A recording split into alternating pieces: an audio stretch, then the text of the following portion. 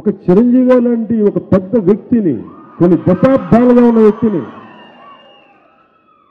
చెయ్యాలన్న తపనున్న వ్యక్తిని, మంచి చెయ్యాలి సమాజానికి, అలాంటి వ్యక్తిని కూడా షార్ట్ సైటెడ్నెస్, కొన్ని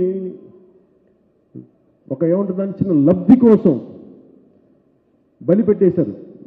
పిఆర్పి ఓటమి నాకు చాలా బాధ కలిగించింది. దానికి కారణం కూడా చెప్తాను.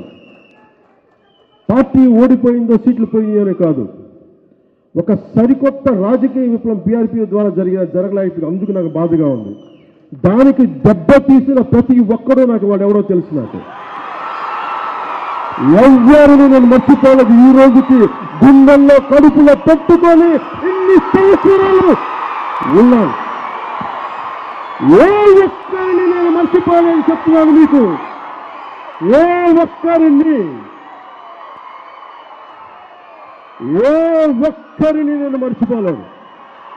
అంత కడుపు మంట, అంత వేదన, అంత కోపం, అంత కన్నీళ్ళు ఉండవు నాకు.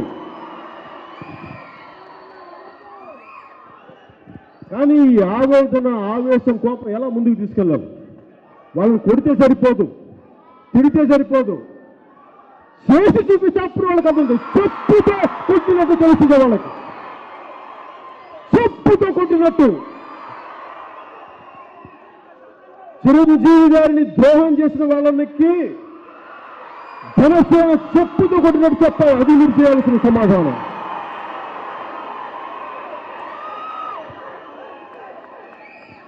ఒక మంచి చెయ్యాలనుకున్న ఒక మెగాస్టార్లు కూడా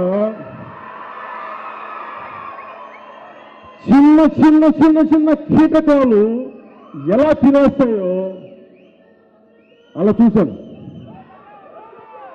వాళ్ళకి నా కోపం ఏంటంటే, మీరు చేసింది చిరంజీవి గారికి చేసిన ద్రోహం కంటే కూడా ఒక కొత్త మార్పుకి చేసిన ద్రోహం మిమ్మల్ని ఎప్పటికీ క్షమించదు.